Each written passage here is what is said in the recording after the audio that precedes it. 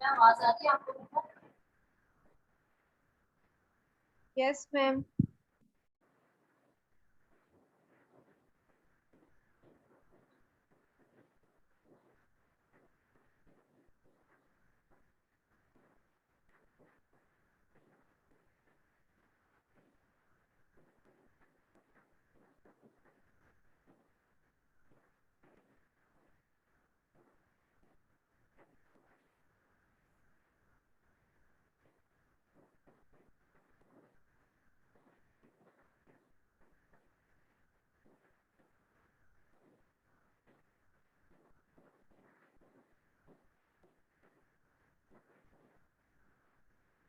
सो बच्चों class section में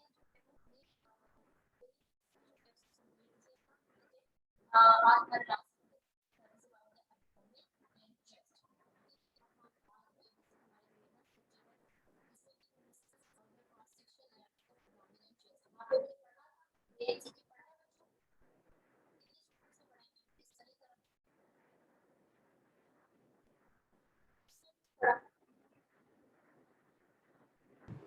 ma'am आपकी वॉइस में डिस्टॉर्शन आ रही है।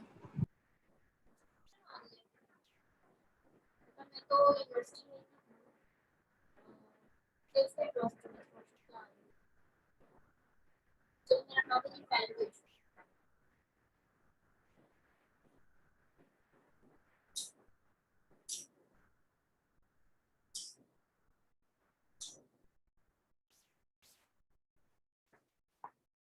बेटा अब क्लियर है आवाज मेरी?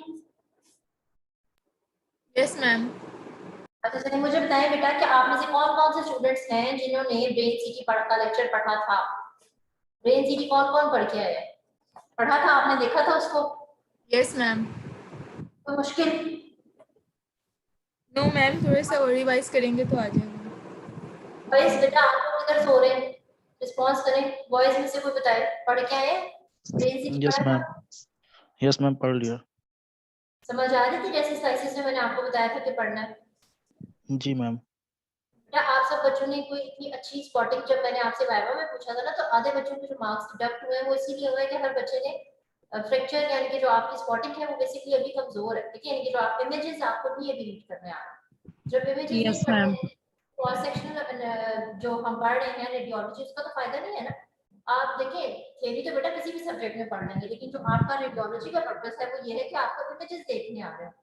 अभी तो मैंने बहुत मुश्किल, हमने पढ़ा ही नहीं है, हमने तो बेसिक बेसिक पढ़ ही रहे हैं, ठीक है?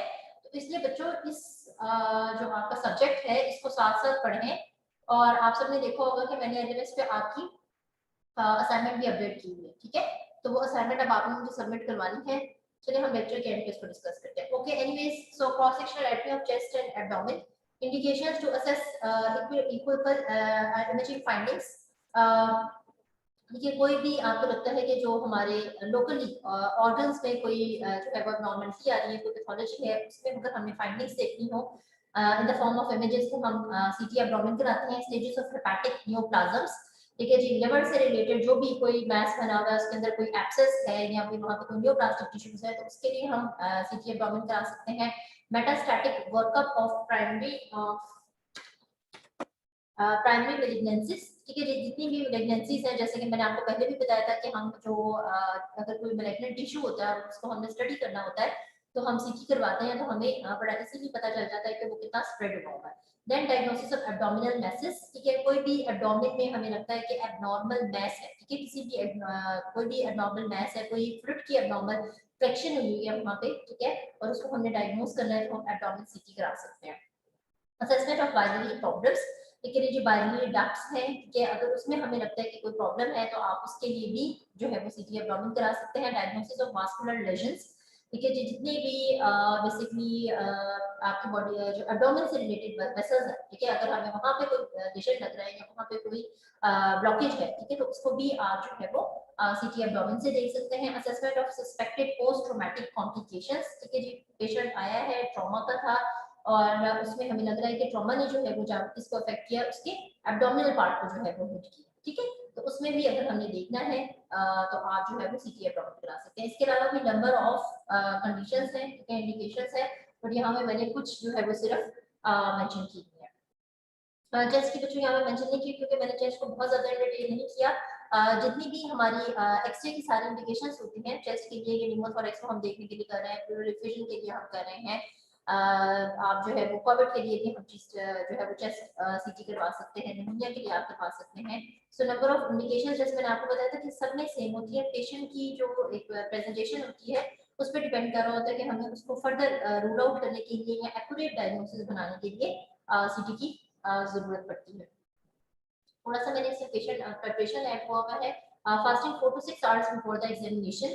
आपने अक्सर सुना होगा कि अल्ट्रासाउंड करने जाते हैं तो वहाँ पे डॉक्टर कहती है कि आपने जो है वो अपना यूजली जो कि आप अल्ट्रासाउंड करते हैं पेल्विक रीजन का, ठीक है, अगर प्रेग्नेंट फीमेल्स का आपने कभी देखा हो तो वो यूजली ये कहती है कि आप अपना जो है वो ब्लैडर फिल करके आइएगा, ठीक है, ताकि वहाँ पे जो एरियाज है वो सारे उनको प्रॉपर्ली जो है वो स्कैन के ऊपर नजर आ जाए। तो इसी तरह से हम जो है वो अगर हमने सीटी करना होता है एब्डोमेन के लिए तो उसमें पेशेंट को 4 to 6 आवर्स जो है उसके लिए फास्टिंग कहा जाता है, ताकि जो है वो गैसेस और जो फूड है उसके पार्टिकल्स और वो सब आपको जो है वो एब्डोमेन में क्लियरली नजर ना आए, ठीक है। अदरवाइज फिर क्या होगा कि आप प्रॉपर डायग्नोसिस नहीं बना सकेंगे। Radiologist sometime need abdominal ultrasound. बच्चों जैसे हमने मैंने आपको सीटी जो है वो ब्रेन में बताया था, सॉरी पेट्रोल रीजन से मैंने आपको बताया था कि हमें जो है वो प्लेन रेडियोग्राफ जो है वो जरूर लेना होता है जब हमने सीटी करना होता है, ठीक है। इसी तरह से ही जब भी पेशेंट को एब्डोमिनल पेन या एब्डोमिन के किसी भी कंपार्टमेंट का आप सीटी करते हैं तो उसके लिए हमें एक अल्ट्रासाउंड पहले रिक्वायरमेंट होती है। और आपने देखा होगा अक्सर होता भी ये है कि जब भी पेशेंट को किसी के क्वाड्रेंट ऑफ द एब्डोमिन में पेन आ रही होती है तो हम सबसे पहले अल्ट्रासाउंड करवाते हैं, ठीक है। अल्ट्रासाउंड करवाते हैं, अल्ट्रासाउंड में फाइंडिंग आई है, फिर हम मजीद उसको जो है वो एक्यूरेट डायग्नोसिस बनाने के लिए हम क्या करते हैं, सीटी की तरफ इसको रेफर करते हैं। Oral laxative must be given.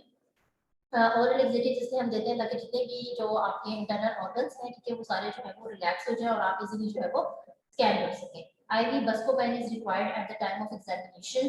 बस्कोपेन basically जो है वो हम इससे देते हैं क्योंकि पेशेंट को अगर कोई एब्डोमिनल पेन है या डायरिया है या डेफिनेटली जो भी पेशेंट आपके पास आएगा वो किसी पैथोलॉजी के साथ आ रहा होगा, ठीक है, कोई उसको इंटेस्टाइन का मसला होगा या कोई भी इस तरह का प्रॉब्लम होगा, तो पेशेंट को eight the time of the scan अगर कोई बहुत ज्यादा एब्डोमिनल पेन या टेंडरनेस ये सब शुरू हो जाएगा तो डेफिनेटली आपका स्कैन सारा क्या हो जाएगा, सारा खराब हो जाएगा, ठीक है। तो ये सारा हम इसके प्रोटोकॉल कर रहे हैं, फास्टिंग भी कर रहे हैं, लेक्सेटिव्स भी उसको दे रहे हैं, साथ उसको जो है हमने टेंडरनेस वगैरह को कंट्रोल करने के लिए बस पर आईवी में दी हुई है। एनीमेटिक फॉर मस्ट बी मैम ये फास्टिंग वाला एब्डोमिनल के लिए है?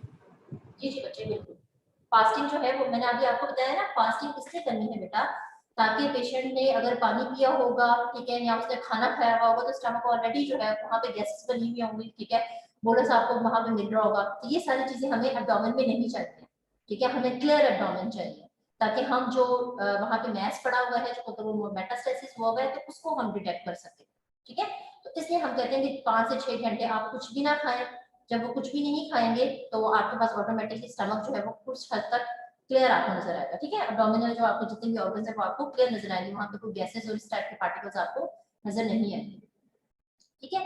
अच्छा, उसके अलावा metallic foreign must be remove. मैंने आपको जैसे हमने पहले ही पढ़ा था लेक्चर में कि आर्टिफैक्ट्स जो है वो हमने कोई भी नहीं आने हमारे स्कैन के अंदर, तो कोई भी मेटेलिक फॉरेन पार्टिकल अगर आपको लगता है कि पेशेंट ने कोई ज्वेलरी पहनी हुई है कुछ भी, तो आप उसको रिमूव करा दीजिए। Preferably the patient should be in hospital gown, ठीक है, पेशेंट को डेफिनेटली हॉस्पिटल गाउन के अंदर, जो आपने देखे होंगे पेशेंट को हम गाउन्स पहनाते हैं हॉस्पिटल में प्रॉपर एग्जामिनेशन के लिए, वो हम जरूर पेशेंट को चेंज करवा देंगे अगेन, क्योंकि अगर पेशेंट को कोई जो उसने कपड़े पहने में है वो इस तरह के हैं कि उसके ऊपर कोई भी इस किस्म की कोई एम्ब्रॉयडरी है या कोई भी इस तरह का मेटालिक वर्क हुआ हुआ है तो वो क्या करेगा, हमारी इमेज के अंदर आर्टिफैक्ट क्रिएट करेगा, ठीक है।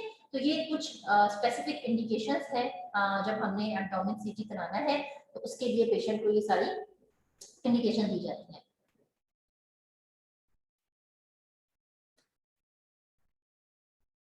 अच्छा जी, ओरल कंट्रास्ट। अच्छा जी, अब इसमें बच्चों जैसे हमने बाकी पढ़ा था कि एक्सरे में मैंने आपको बताया था कि हम कंट्रास्ट इमेजिंग कर रहे होते हैं, ठीक है जी, इसी तरह से ही हम जो है वो सीटी एब्डोमेन के लिए कंट्रास्ट करेंगे, क्योंकि ताकि आपके जैसे हमने फ्लोरोस्कोपी पढ़ी थी और मैंने आपको कंट्रास्ट इमेज दिखाया था कि कंट्रास्ट देना जरूरी है ताकि हमारे जितने भी ऑर्गन्स हैं वो सारे विजुअलाइज होते हैं। इसी तरह से ही एब्डोमेन सीटी के लिए भी हम कंट्रास्ट जो है वो यूज करते हैं, minimum 1000 ml divided into 4 cups. ठीक है जी, जितना भी हमने किसी भी एरिया को विजुअलाइज करना है तो उसके लिए मिनिमम कंट्रास्ट जो हमने लेना है वो 1000 ml होगा, जिसको हम 4 डिफरेंट कप्स के अंदर जो है डिवाइड कर देते हैं। First cup 1 hour before the exam, second to fourth cup every 15 minutes, start exam 5 minutes after the fourth cup। ठीक है, तो ये बेसिकली ये एग्जामिनेशन के लिए है कि जो भी आप कंट्रास्ट दे रहे हैं, ठीक है, पेशेंट को अब डिपेंड करता है कि हम उसको ओरली भी दे सकते हैं, ठीक है, और कुछ कंट्रास्ट जो होते हैं वो हम आईवी कंट्रास्ट भी दे सकते हैं, ठीक है, लेकिन यहाँ पे इसका कुछ मेंशन है वो हमारे पास ओरल कंट्रास्ट है। ठीक है, तो जो भी आप कंट्रास्ट दे रहे हैं फिर उसको हम 4 कप्स में डिवाइड करते हैं। एक एग्जामिनेशन से जो है वो 1 घंटा पहले पेशेंट से कहते हैं कि जी आप इसको लेंगे, फिर ड्यूरिंग द एग्जामिनेशन उसको जो है वो डिवाइड कर देते हैं। यूज इन सस्पेक्टेड अपेंडिसाइटिस, आपको पता है अपेंडिसाइटिस के बहुत ज्यादा पेशेंट्स होते हैं, अपेंडिक्स में जो हमारा इन्फ्लेमेशन हो जाती है, ठीक है, इन्फेक्शन हो जाता है, और इवन यंग एज में बिफोर 20 18 15 16 ये सारे बच्चों में जो है वो अपेंडिसाइटिस बहुत ज्यादा कॉमन है। उसके लिए हम ओरल कंट्रास्ट यूज करते हैं। कोई फिस्टुला है, ठीक है, आपकी बॉडी में कहीं भी जो एब्नॉर्मल कनेक्शन बन गया हुआ है उसको देखने के लिए, रूल आउट करने के लिए कि फिस्टुला कहाँ बना हुआ है, ठीक है, उसके बाद फिर हम उस फिस्टुला को रिमूव कर देते हैं वहाँ से, जिसको हम फिस्टुलेक्टमी कहते हैं, ठीक है, उसको देखने के लिए कंट्रास्ट यूज कर सकते हैं। Leakage of contrast anastomosis gastric bypass, ठीक है जी, अगर आपको लगता है कि गैस्ट्रिक पेशेंट का जो रीजन है वहाँ पे कोई एब्नॉर्मल किस्म का कोई एनास्मोसिस बन चुका है वेसल्स का या किसी और भी रीजन वेसल्स का, तो उसके लिए हम ऑरल कंट्रास्ट यूज कर सकते हैं।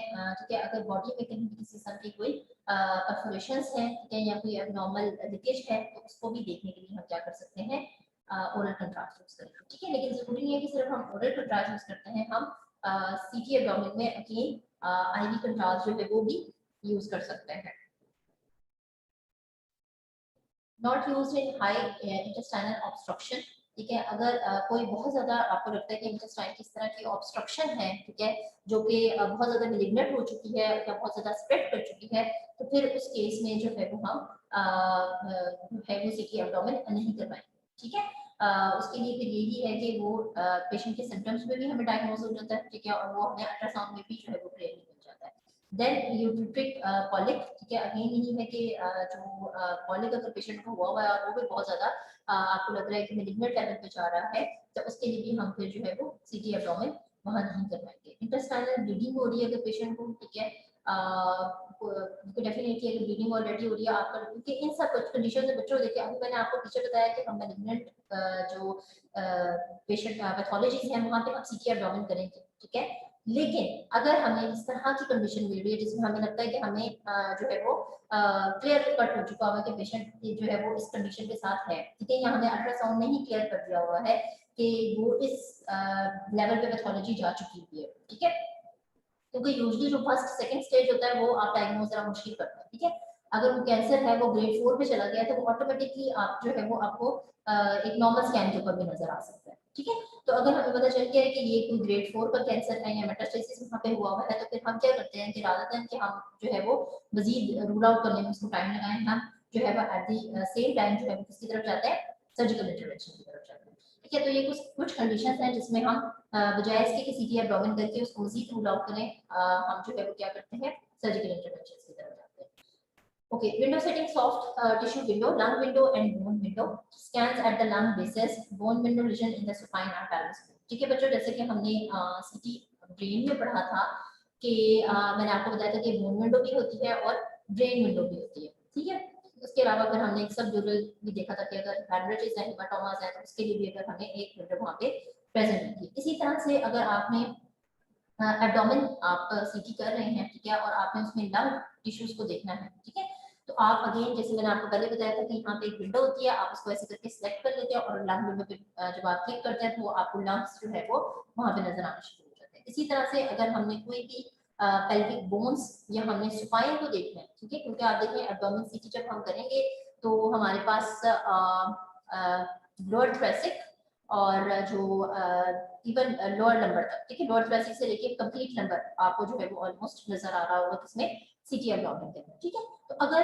वहां पे अगर हमें देखना है कि इन एरियाज की कोई बोन्स में कोलिजन है या कोई चेंज है, इलिक बोन में कोई चेंज आ गया है, ठीक है, तो वो सारा हम इसमें देख सकते हैं फिर बोन विंडो को क्लिक करके उसके अंदर हम इजीली देख सकते हैं, ठीक है। जब हम आगे जाकर पढ़ेंगे तो मैं आपको बताऊंगी कि बोन विंडो जो हम यूज कर रहे हैं उसमें सीटी एब्डोमेन में जो बोन विंडो यूज कर रहे हैं उसमें हमें कौन कौन सी बोन्स नजर आती है।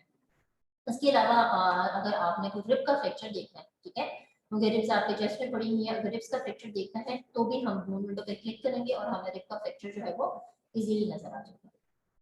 ओके, अच्छा अब बच्चों जैसे हमने हर एक में जो है वो अपना फील्ड ऑफ विजन, जैसे मैंने आपको बताया था कि हमने अपर लिम्ब लोअर लिम्ब में भी जो है वो फील्ड ऑफ विजन किया था, फिर इस तरह से हमने ब्रेन सिटी में मैंने आपको बताया था कि अब जो है वो सुपीरियर टू इंफीरियर या इंफीरियर टू सुपीरियर आपने जाना है, और हमने फिर स्लाइस की थिकनेस ले ली थी और हमने उन स्लाइसेस के अकॉर्डिंगली डिफरेंट लेवल्स के ऊपर स्लाइसेस को स्टडी किया था। इसी तरह से जब हमने जो है वो लेना है सीटी एब्डोमेन, तो हमने एक स्पेसिफाइड एरिया जो है वो हम देख लेते हैं कि कितना है। Limit scan to intended anatomic area to cut dose by 10% just above diaphragm inferior pubic symphysis chest routine apex to adrenals PE or benign clinical reason apex to lung basis। अच्छा अब इसको मैं थोड़ा सा आसान करके अगर आपको समझाऊं तो इस पिक्चर से समझाती हूँ।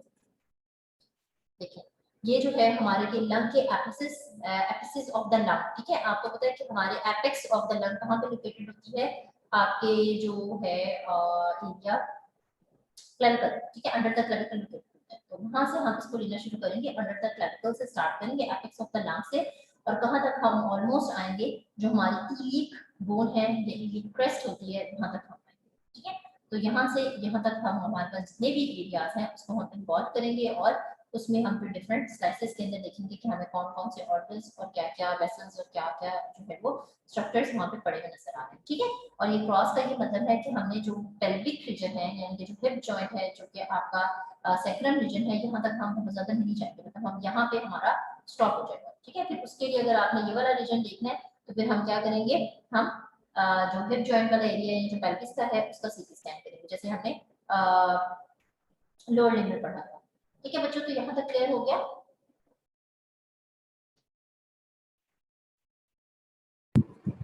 Yes ma'am. Yes, ma'am.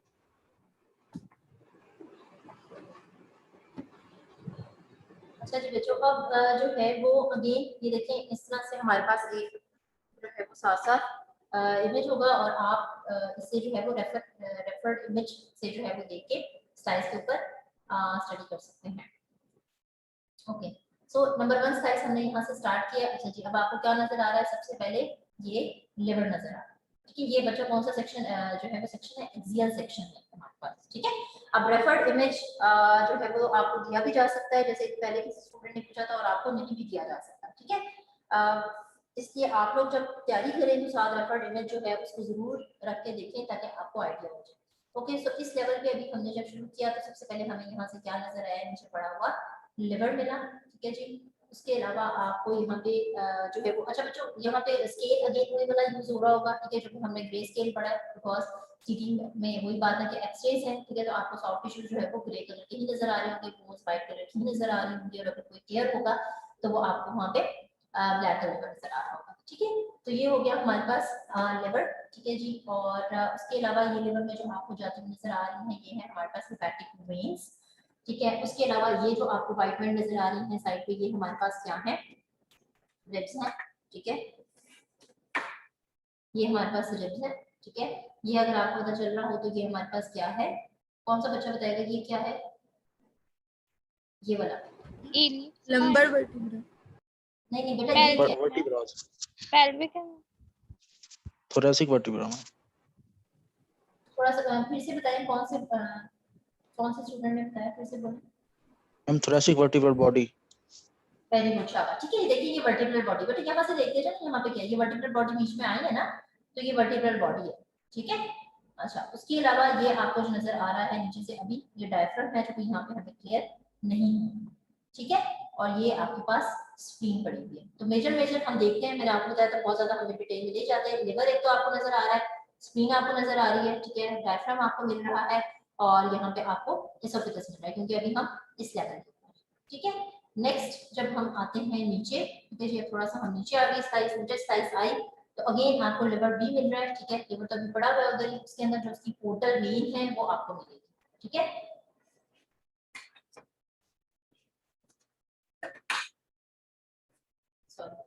अच्छा जी, लिवर मिल रहा था, ठीक है। इसके अलावा पोर्टल वेन मिल रही है, उसके अलावा बच्चों को आपको क्या नजर आ रहा है, स्टमक नजर आना शुरू हो गया और अच्छे से, ठीक है। थोड़ा सा आप नीचे गए तो आपको स्टमक क्लियरली नजर आना शुरू हो गया है, ठीक है। और उसके अलावा राइट एंड लेफ्ट किडनी अब इधर आप मैम स्टमक वाइट क्यों नजर आता है?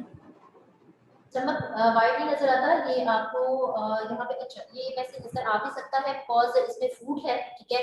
लिक्विड भी है, फूड भी है, दोनों पार्टिकल्स जो है वो इसके अंदर प्रेजेंट है, तो इस वजह से आपको जो है वो स्टमक ग्रे और वाइट दोनों का जो है वो एक इमेज देगा, ठीक है। Okay ma'am. अच्छा, उसके अलावा बच्चों एड्रिनल ग्लैंड है जो कि अगर आप नहीं भी डायग्नोस कर पा सकते तो इट्स ओके, बट एटलीस्ट आपको लिवर, स्प्लीन, ठीक है, स्टमक और जो हमारे पास ऊपर जब डायफ्राम के लेवल पे थे जो डायफ्राम नजर आ रहा था उसका आपको आइडिया होना चाहिए, ठीक है। वैसे तो यहाँ पे हमारे पास ये राइट किडनी भी नजर आना शुरू हो गई है, ठीक है, क्योंकि अब हम थोड़ा थोड़ा सा नीचे साइज में जा रहे हैं। ओके, देन मजीद नीचे आ गए तो अब हमारे पास क्या नजर आ गया, लिवर वही है, स्टमक भी हमें मिल रहा है, ठीक है। पोर्टल वेन भी हमें मिल रही थी, वो भी उधर ही है, ठीक है। राइट एंड लेफ्ट, ठीक है, ये हमारे पास जरा हो गई क्या, प्रोमिनेंट हो गई है। तो ये बड़ा इंपॉर्टेंट है बच्चों कि आपको इस तरह से स्लाइस दिखाकर जब शो किया जाएगा तो आई थिंक आप बड़ा इजीली जो है उसको डायग्नोस कर सकते हैं कि ये आपके पास अंडर द लिवर जो है वो राइट किडनी पड़ी हुई होती है, ऑपोजिट साइड पे स्क्रीन के पास हमारे पास लेफ्ट किडनी आपको नजर आ रही होगी, ठीक है। और उसके अलावा जो इम्पोर्टेंट बात है जहाँ पे हमें राइट एंड लेफ्ट किडनी मिल रही है, क्योंकि हम थोड़ा सा नीचे लेवल पे आते हैं हार्ट के लेवल पे, तो हमारे पास क्या नजर आ रहा है, साथ एओर्टा भी नजर आ रहा है आपको, ठीक है।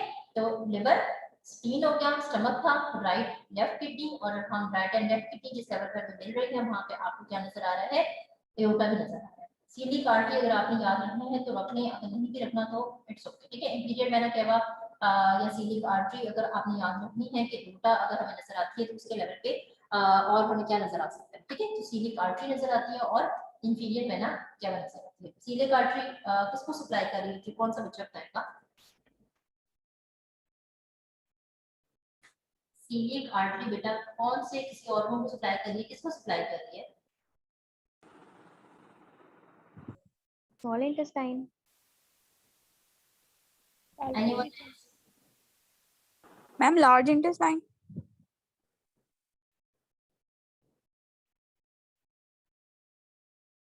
बेटा ये आपका टेक होम टास्क है, अब आप ये पढ़ के आएंगे कि सीलिक आर्टरी किसको सप्लाई कर रही है। आप लोग एब्डोमेन पढ़ते हैं ना एनाटॉमी के लिए, नहीं पढ़ते हैं।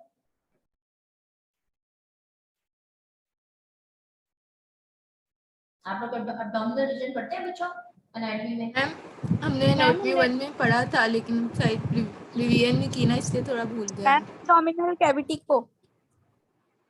अब आप लोग पढ़ के आइएगा क्योंकि ये सिर्फ एक रीजन को नहीं है, काफी सारे रीजन्स को सप्लाई कर रही होती है, ऑर्गन को सप्लाई कर रही होती है आपके एब्डोमेन में, ठीक है। तो ये आपने पढ़ के आने के सीलिक आर्टरी किसको सप्लाई कर रही होती है। ओके बच्चों, तो सबसे पहले हम ऊपर के लेवल पे थे, हम सिर्फ लिवर, स्प्लीन नजर आ रहा था और साथ एक एसोफेगस मिल रहा था, ठीक है।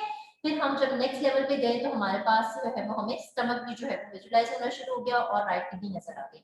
फिर जब हम मजीद थोड़ा सा नीचे लेवल पे गए तो हमारे पास राइट एंड लेफ्ट किडनी दोनों मिल गई, और जहां हमें राइट एंड लेफ्ट किडनी नजर आ रही है एट द सेम लेवल हमें एरोटा मिल रही है, ठीक है। तो आपने इसी तरह से याद रखना है कि जिस लेवल पे एरोटा होगी उस लेवल पे आपको इंफीरियर वेना केवा और सीलिक आर्टरी भी साथ साथ नजर आ रही है। ओके, उससे फिर हम नीचे स्लाइस में जाते हैं तो आपको क्या नजर आएगा बच्चों, pancreas, superior mesenteric artery.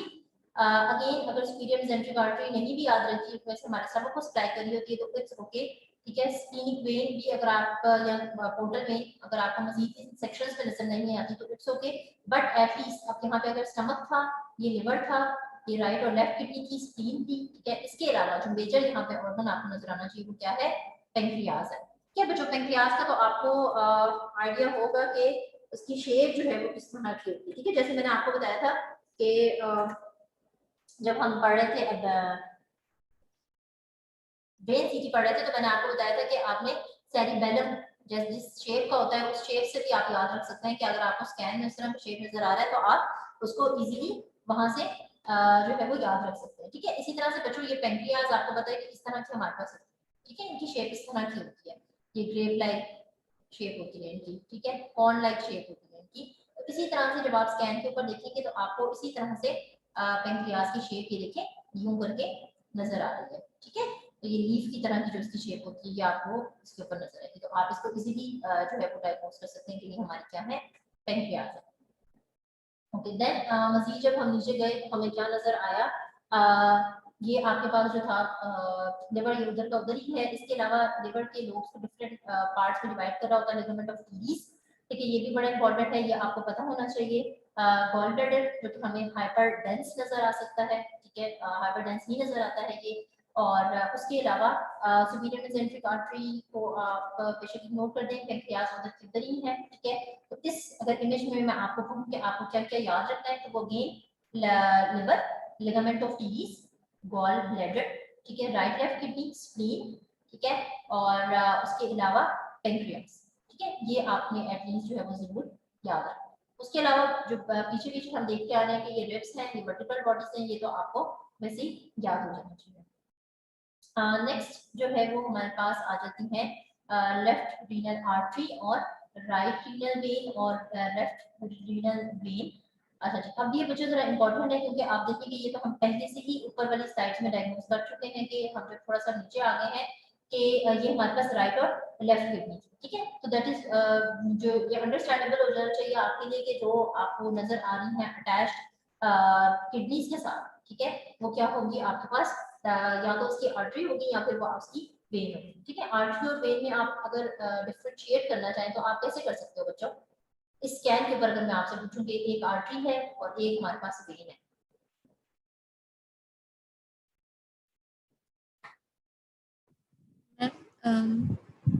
Narrow और वाइड डायमीटर, कैसे कर सकते हैं? डायमीटर देते हैं।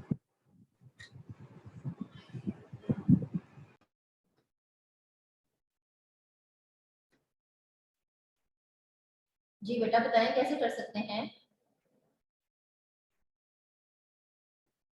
कौन सा स्टूडेंट बताएगा? मैम क्वेश्चन रिपीट कर दें। बेटा मैंने आपसे पूछा है आर्टरी और वेन पे क्या डिफरेंस है, चलिए ये बता दो, सब छोड़े। आर्टरी होती है, ब्लड लेके जाता है, वेन डिऑक्सीनेटेड लेके जाता है। अच्छा, अब अगर हम स्कैन देखते हैं तो आपको कैसे पता चलेगा कि ये आर्टरी है या वेन है? मैम जो आर्टरी शो होगी उसमें ऑक्सीजन और एयर है इसलिए सॉरी, वो आर्टरी जो है ना वो ब्लैकिश कलर की होगी, हाइपोडेंस होगी।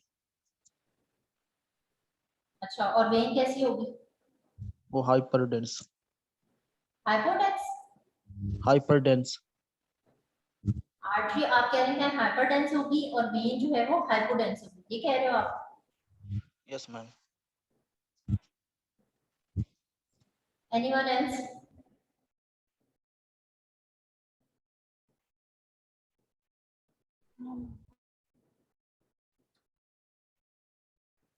मैम आर्टरी राइट साइड पे होगी, वेन लेफ्ट साइड पे। नहीं बच्चों, ऐसा कुछ भी नहीं है। ठीक है, आर्टरी और वेन को आज जो है वो इस तरह से डिफरेंशिएट नहीं करेंगे। ठीक है, ये अगर आपको प्रॉपर, क्योंकि ना ही हाइपर और हाइपोडेंस वाला जो है वो यहाँ पे कोई हमारे पास स्केल है। ठीक है, आप देखें कि सेम जो है वो ग्रेश कलर ही हमारे पास आर्टरी और सेम ही वेन है। ठीक है, थोड़ा सा ये डिफरेंस हो सकता है कि जो वेन है वो आपको थोड़ा सा छोटी साइज में नजर आएगी, मतलब उसकी जो गर्थ है, ठीक है, उसका सर्कमफ्रेंस है वो थोड़ा छोटा होगा, और जो आर्टरी है उसका सर्कमफ्रेंस आपके पास थोड़ा सा बड़ा होगा। ठीक है, इससे आप थोड़ा सा डिफरेंशिएट कर सकते हैं। या इसके अलावा अगर आपको प्रॉपर कट सेक्शंस में आपने एनाटॉमी और आपने डाइसेक्शंस की हुई है तो फिर आपको पता होगा कि जो है वो किस कहाँ से सप्लाई कर रही है, कहाँ जाके सप्लाई कर रही है, तो आप उसको डिफरेंशिएट कर सकते हैं। ठीक है, एनीवेज आर्टरी जो राइट और लेफ्ट किडनी की जब आपके उसके साथ वेसल्स नजर आ रही है तो फिर आप उसको डायग्नोस कर लें कि ये रीनल आर्टरी और रीनल वेन है। ठीक है, एओर्टा हमने पहले ही डायग्नोस किया था, वो उधर का उधर ही है। ठीक है, और इंफीरियर वेना कैवा भी जो है वो आपको वहीं पे नजर आ रहा है। ठीक है, अब हम चले जाएंगे मजीद थोड़ा सा और स्लाइड्स को लेके नीचे। ओके, अच्छा बच्चों, अब यहाँ पे हमारे पास क्या नजर आ रहा है, ascending colon and descending colon. ठीक है, स्टमक अब थोड़ा सा ऊपर रह गया है, नीचे आकर हम हमारे पास मजीद क्या आ गया है, ये देखिए, ये आपके पास इंटेस्टाइन्स पड़ी हुई थी। ठीक है, तो यहाँ पे क्या अब आपको नजर आएगा, ascending colon and descending colon. ठीक है जी। और उसके अलावा रीनल पैलेस, ठीक है, राइट हैंड रीनल पैलेस। अब हमें हमारे पास यहाँ पे आर्टरी और वेन्स नजर नहीं आ रही हैं। अब मजीद हम जब नीचे कट सेक्शन में आ गए हैं तो उसमें हमारे पास रीनल पैलेसेस जो है वो आपको नजर आना शुरू हो गए, जो कि आपको पता है कि पिरामिड शेप होते हैं, ठीक है। अच्छा, असेंडिंग कोलॉन और डिसेंडिंग कोलॉन हो गया, ठीक है। अब इसमें आप देखेंगे बेटा ये हमें ब्लैक क्यों नजर आ रहा है, असेंडिंग एंड डिसेंडिंग कोलॉन?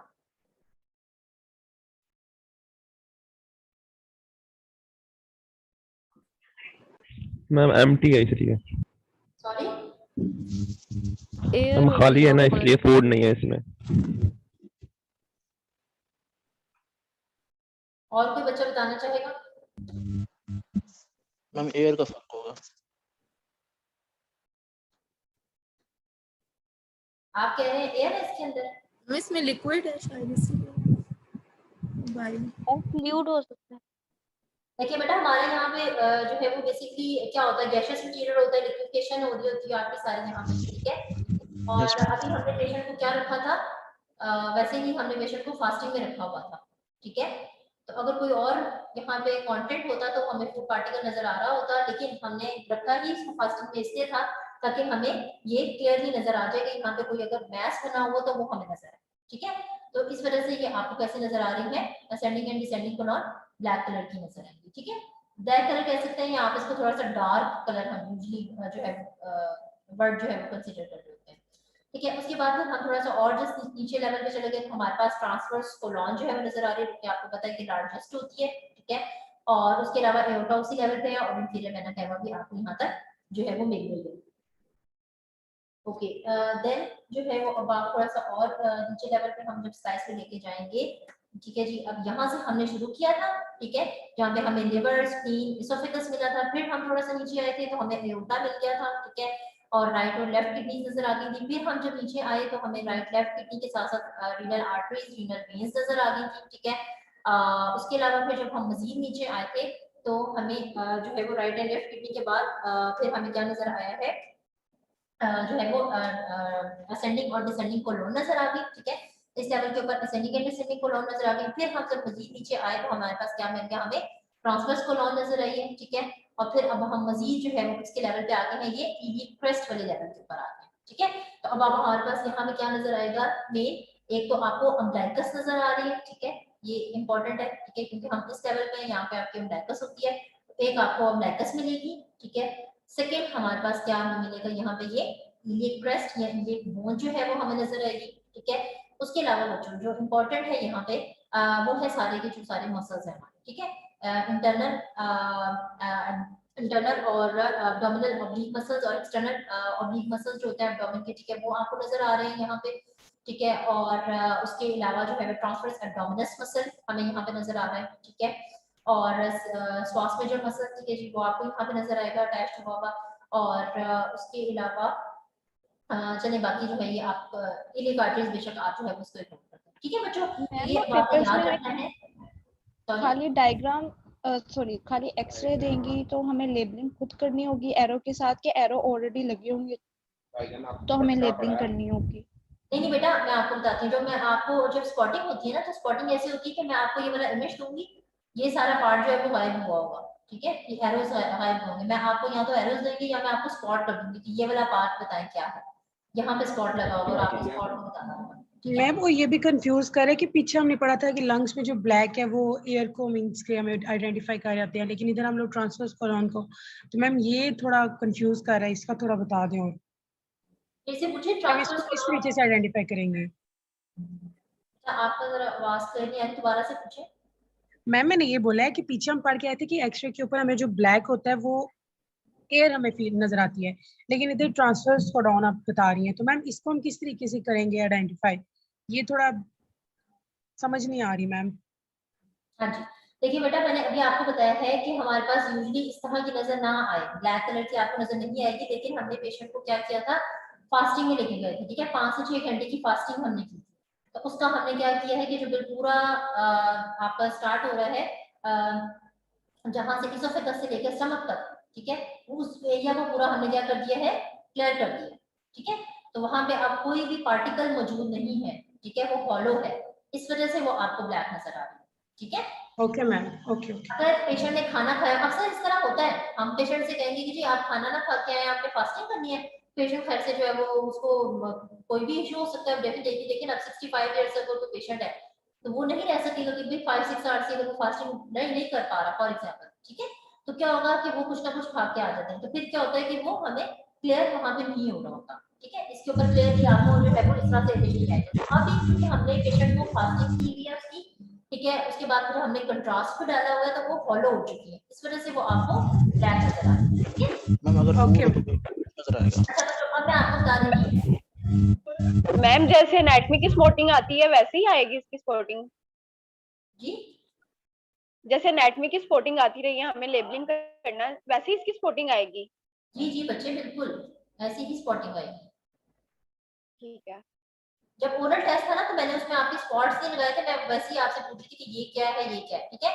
लेकिन जब आपकी प्रैक्टिकल स्पॉटिंग होगी तो उसमें मैं आपको इस तरह से एक इमेज दिखाऊंगी और उस इमेज के ऊपर मैंने एक स्पॉट लगाया होगा और मैं आपसे कहूंगी कि ये आपने स्पॉट्स बताने होंगे, इस ये 1 या चले मैं नंबरिंग कर दूंगी आपको कि नंबर 1 2 3 4, ठीक है।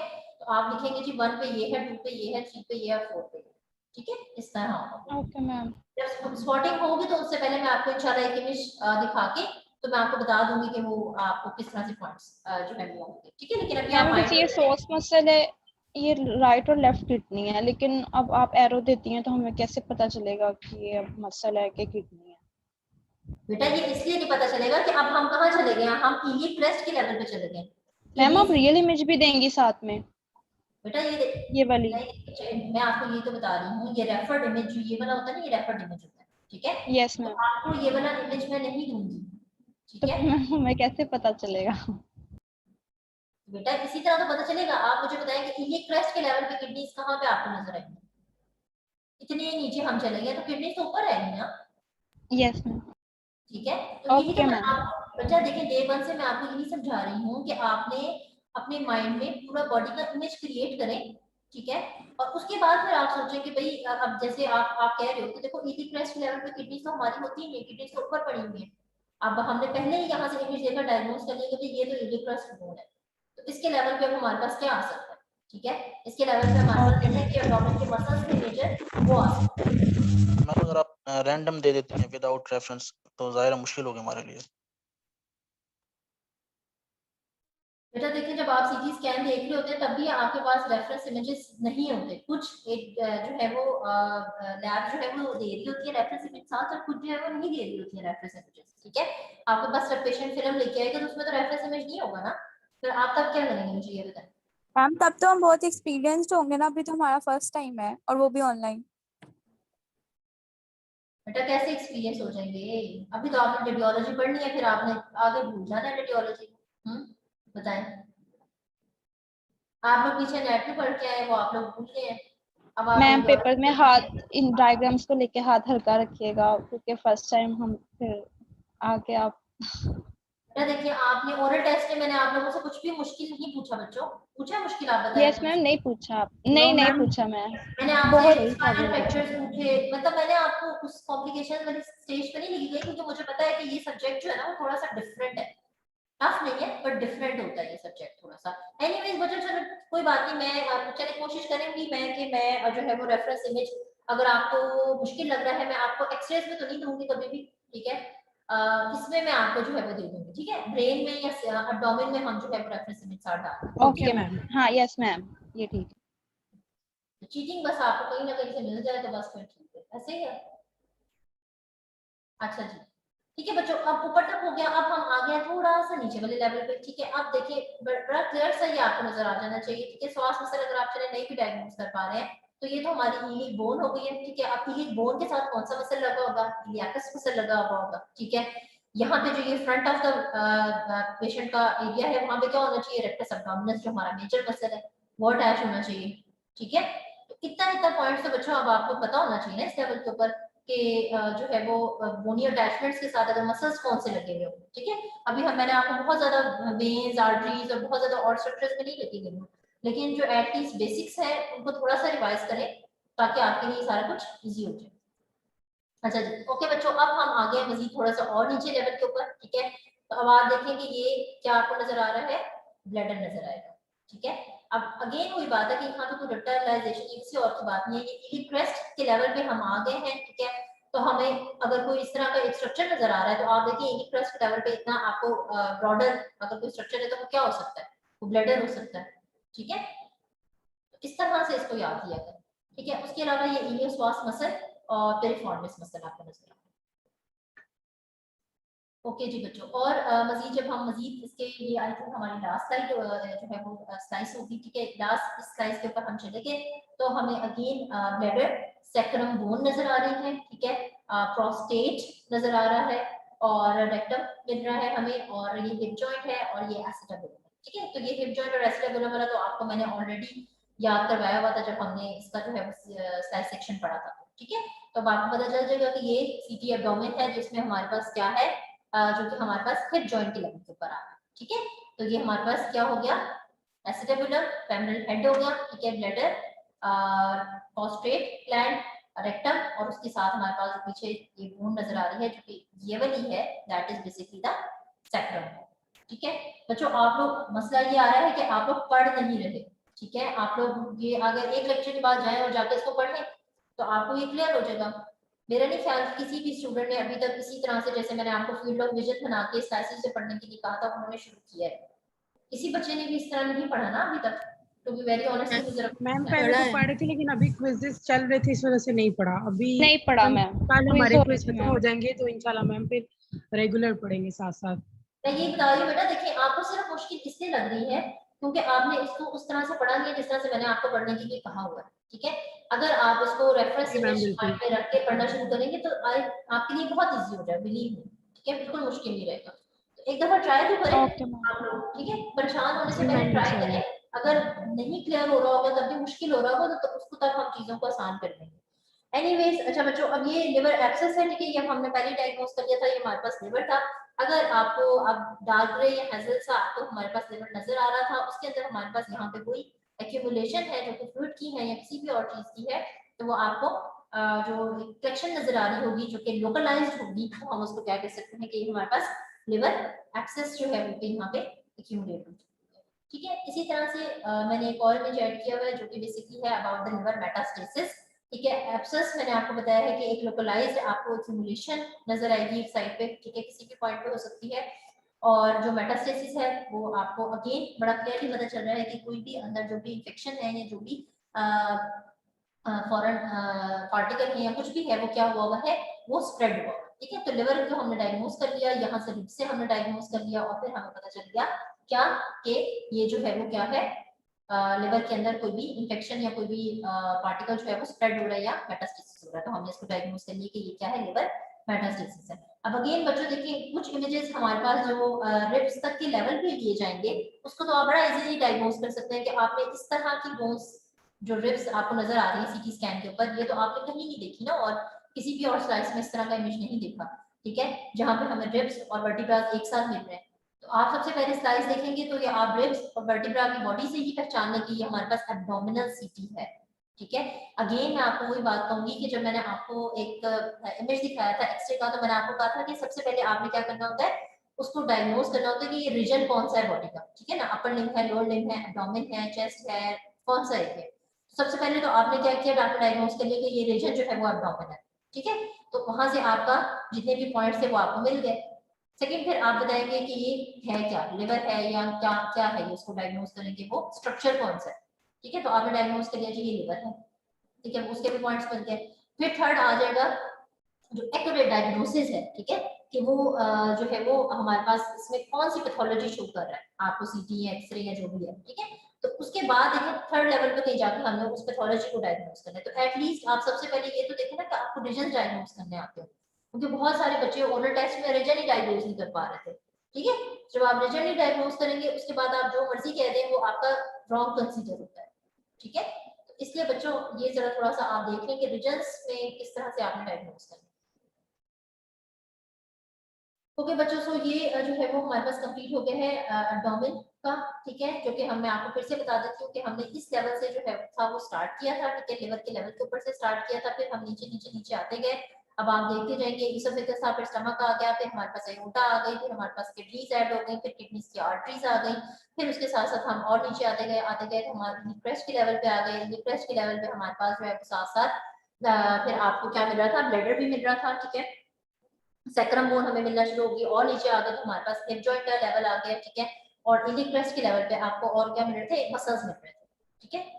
इलिक क्रेस्ट के लेवल पे आपको जितने भी रेक्टस एब्डोमिनस है, इंटरनल एक्सटर्नल ओब्लिक मसल्स थे हमारे पास, ठीक है, ट्रांसवर्स एब्डोमिनस मसल था वो था। फिर हम मजीद नीचे आए तो हमारे पास यहाँ पे मैंने आपको बताया था कौन सा पड़ा हुआ था, जो हमारे पास ब्लडर पड़ा हुआ था वो मिला, ठीक है। फिर मजीद नीचे आए तो हमारे पास रेक्टम भी हमें नजर आना शुरू हो गया, ठीक है, और उसके साथ साथ सैक्रम बोन मिल गई हमें, और एसेटाबुलम और फेमोरल हेड मिल गया।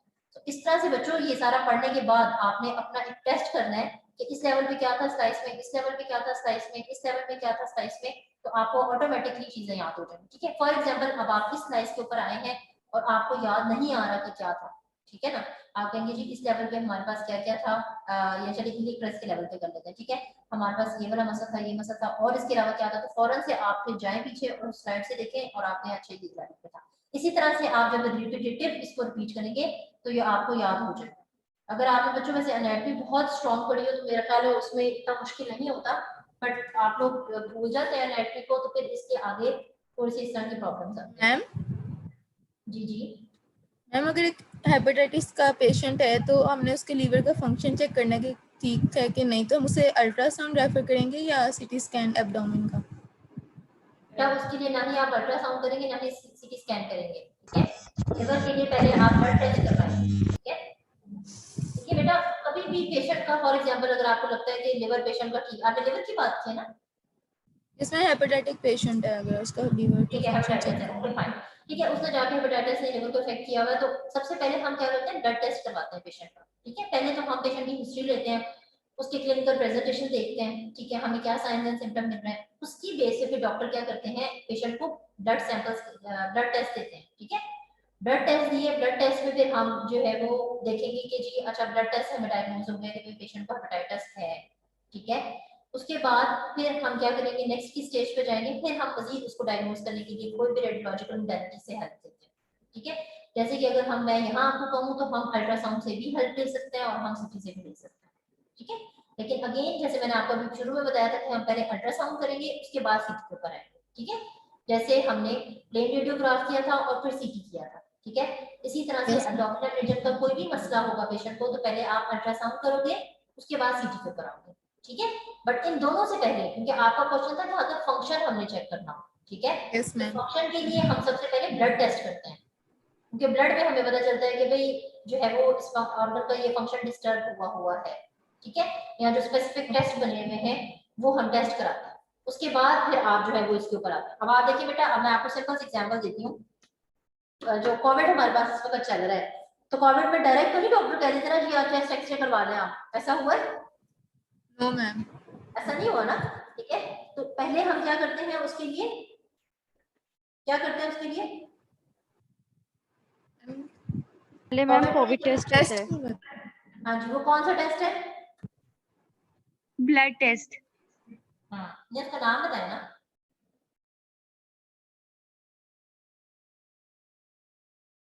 मैम लीवर का तो ऐसे जीटी टेस्ट भी होता है और ऐसा मैम पीसीआर की टेस्ट करवाते हैं। दो टेस्ट होते हैं, सीआईजी और सीआरपी, ऐसे इस तरह के थे कोई नहीं। हाँ जी, पीसीआर और इसमें फिर एंटीबॉडी टेस्ट भी हम कर रहे होते हैं पेशेंट का, ठीक है। एक तो सबसे पहले हम जो टेस्ट करा रहे होते हैं बेटा वो ब्लड टेस्ट नहीं है, इसमें आप नेजल स्वैब से ले रहे होते हैं ना, हम पीसीआर कराते हैं नेजल स्वैब से हम लेते हैं कोरोना वायरस के लिए, ठीक है। फिर उसके बाद एंटीबॉडी टेस्ट कराते हैं, फिर जब वो दोनों जो है वो हमारे पास कंफर्म हो जाते हैं तो फिर डॉक्टर आपको क्या कहता है कि फिर अब आप मुझे अपना चेस्ट एक्सरे करवा के आए, ठीक है।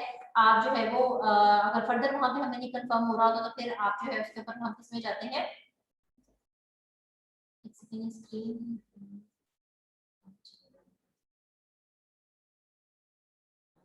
ठीक है। तो क्या हुआ, सबसे पहले नेजल स्वैब से हमने किया, पीसीआर किया, फिर एंटीबॉडी की, फिर एंटीबॉडी से हम चेस्ट एक्सरे पे आए, चेस्ट एक्सरे पे नहीं क्लियर हो रहा तो फिर हम किस पे जाएंगे, सीटी के ऊपर जाएंगे, बट स्टेप बाय स्टेप है, ठीक है। अब आपने रेडियोलॉजी पढ़ लिया तो इसका मतलब ये थोड़ी ना कि आपने हर पेशेंट को जो है वो सबसे पहले जो है वो फर्स्ट डायग्नोस्टिक टूल में आपने रेडियोलॉजी बता देनी है, ऐसे नहीं होता, ठीक है। कंडीशंस वेरी कर रही होती है, आप बोन अगर फर्स्ट जैसे हमने एक्सरे पढ़ा था फर्स्ट डायग्नोस्टिक टूल है, वो किसके लिए, वो बोनी चेंजेस के लिए, ठीक है। एकदम से हम पहले रेडियोलॉजिकल नहीं कह देते हैं, प्रॉपर हिस्ट्री होती है, क्लिनिकल प्रेजेंटेशन होती है, ब्लड टेस्ट होते हैं, फिर रेडियोलॉजी आती है, फिर डायग्नोसिस बनता है, फिर इस तरह से स्टेप बाय स्टेप हम चलते हैं, ठीक है बच्चों। अच्छा जी, उसके बाद अब ये हमारे पास एक नॉर्मल चेस्ट सीटी है। अब मैंने लंग्स के लिए बहुत ज्यादा लेवल जरूर नहीं किया क्योंकि आपके लिए जरा हो जाएगा मुश्किल, ठीक है। तो आप सिर्फ ये इस एक ही जो एक्सियल सेक्शन है इसको आप याद रखें, ठीक है। अब इसी तरह से अगर हम स्टेप करते हैं लंग विंडो, तो आपको इस तरह से ब्लैकिश कलर की लंग्स विंडो उसमें एयर होती है वो आपको नजर आएंगे, and this is basically the heart, ठीक है। अब ये राइट एट्रियम है, लेफ्ट एट्रियम है, स्पीरियम वेना क्या है, इसको बेशक अगर आप नहीं डायग्नोस कर पा रहे तो इट्स ओके, बट लंग्स आपको इस तरह के नजर आएंगे एक नॉर्मल चेस्ट सीटी पे, ठीक है जी। अब ये मैंने ऐड किया हुआ है complete CT scan of the chest pneumothorax. Pneumothorax क्या होता है बच्चों,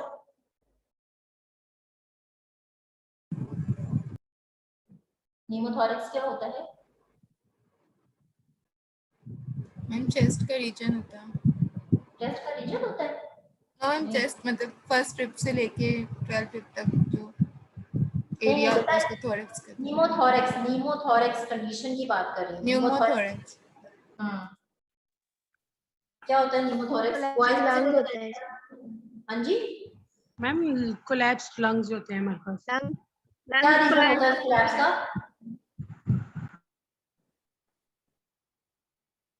कोलैप्स का रीजन क्या होता है बेटा? मैम जब मतलब चेस्ट वॉल मतलब चेस्ट और लंग में मैम जब एयर की एक्सचेंज हो रहा होता है, अस्थमा में में एयर होता लीक हो रही होती है वजह से। स्क्रीन में आजकल प्रॉब्लम होगा, ठीक है। अच्छा बच्चों, रीजन नहीं होता बच्चों, pneumothorax is a pathological condition जिसमें आपके जो लंग है और जो ये आपका लंग कैविटी है, ठीक है, उसके दरमियान में यहाँ पे आपके पास क्या हो जाती है, एयर ट्रैप हो जाती है, ठीक है। लंग और चेस्ट वॉल के दरमियान में हमारे पास क्या होती है, एयर ट्रैप हो जाती है। ये चेस्ट वॉल है और ये लंग है, यहाँ पे आपको एयर ट्रैप हो जाती है, ठीक है। तो जो हमें लंग्स नजर आ रहे थे इस तरह के ग्रेश या डार्क ग्रेश से कलर के, वो अब आपको उस तरह से नजर, यहाँ पे ये लंग्स आ रहा है लेकिन ये क्या है, यहाँ पे ये एयर ट्रैप हो गई इसके अंदर, तो इसलिए ये आपको कंप्लीटली ब्लैक विजन नजर आ रहा है, ठीक है। क्लियर हो गया? न्यूमोथोरैक्स क्या होता है कि आपकी चेस्ट वॉल और लंग के दरमियान में एयर ट्रैप हो जाएगी। अब ये हमारे पास है लेफ्ट लंग का, ठीक है। अगर राइट होता यानी कि यूनिलैटरल है बेसिकली न्यूमोथोरैक्स, अगर ये बायलैटरल होता तो आपको यहाँ पे भी कहीं एयर नजर आ रही होती। अब डिपेंड करता है कि एयर कहाँ ट्रैप हो रही है, ठीक है। इधर भी ट्रैप हो सकती है, इस लेवल पे भी हो सकती है, यहाँ पे भी हो सकती है, कहीं भी ट्रैप हो सकती है। तो ये आपने कंडीशन जो है वो एक याद रखनी है न्यूमोथोरैक्स की। आपसे अगर पूछा जा सकता है स्पॉटिंग में, ठीक है, कि ये क्यों क्या कंडीशन है, तो आप बताएंगे कि ये एयर ट्रैप हो रही है and this is basically the pneumothorax, ठीक है। और अगेन राइट लंग है या लेफ्ट लंग है ये भी आपको पता होना चाहिए, ठीक है। ये राइट है और ये लेफ्ट है, ओके बच्चों। नेक्स्ट अच्छा, अब मैंने आपको भी शुरू में बताया था कि जो है हम इसके ऊपर हम जो है वो क्या कर रहे होते हैं, ये सेजिटल सेक्शन है, ठीक है, आपके पास एब्डोमेन सीटी का, और जो बोनी चेंजेस मैंने आपको बताया था, मैंने आपको बताया था कि बोन विंडो हम देख रहे होते हैं, बोन विंडो में अगर हम देखते हैं, ठीक है, तो बोन विंडो का ये मकसद होता है बेसिकली। ये आप देखें कि ये जो आप ये कौन सी बोन है बच्चों, जल्दी से बताएं। स्टर्नम। यस, ये मैंडिबुलर स्टर्नल जॉइंट बना हुआ है, ठीक है, ये स्टर्नम बोन है। तो अक्सर ट्रॉमा के पेशेंट में, एक्सीडेंट सी केसेस में क्या होता है कि इसका फ्रैक्चर हो सकता है पेशेंट के अंदर, ठीक है। तो अगर वो फ्रैक्चर होगा इसका कोई, तो क्या होगा कि आपको एक्सरे में क्लियर वो नहीं अगर नजर आ रहा तो आप उसको सीटी के ऊपर देख सकते हैं, ठीक है। इसी तरह से अगर कोई वर्टिब्रल बॉडी का फ्रैक्चर है, ठीक है, या कोई डिस्लोकेशन है या कोई कंप्रेशन फ्रैक्चर है, ठीक है, या कोई भी और पैथोलॉजी है, तो उसको भी आपने फर्दर रूल आउट करने के लिए चेस्ट सीटी के ऊपर आप इस तरह से सेजिटल सेक्शन में क्या कर सकते हैं, देख सकते हैं, ठीक है। इसकी लेवलिंग तो बहुत आसान है कि अगर मैं आपको ये करके स्पॉट करके पूछूंगी ये कौन सी बोन है, ठीक है, या इस सेजिटल सेक्शन का क्या पर्पस है, तो वो आप मुझे बता सकते हैं। Okay ma'am. अच्छा, उसके अलावा बच्चों प्लूरल फ्यूजन ही मैंने ऐड कर दिया था। क्या होता है प्लूरल फ्यूजन, क्या होता है बना? जब एयर ट्रैप हो जाती है, ठीक है, चेस्ट टिश्यू और चेस्ट वॉल के दरमियान में, लंग टिश्यू और चेस्ट वॉल में, तो वो क्या होता है, न्यूमोथोरैक्स होता है, ठीक है। और अगर कोई फ्लूइड एक्यूमुलेट हो जाए तो वो हमारे पास प्लूरल डिफ्यूजन होता है। ये आप लोगों ने वैसे पढ़ा नहीं, मेडिसिन तो भी आपने नहीं पढ़ी होगी, आई थिंक मेडिसिन पढ़ी है आप लोगों ने? नो मैं अभी तक नहीं पढ़ी। तो मैम अभी नहीं पढ़ी। 6th सेमेस्टर है ना इसलिए।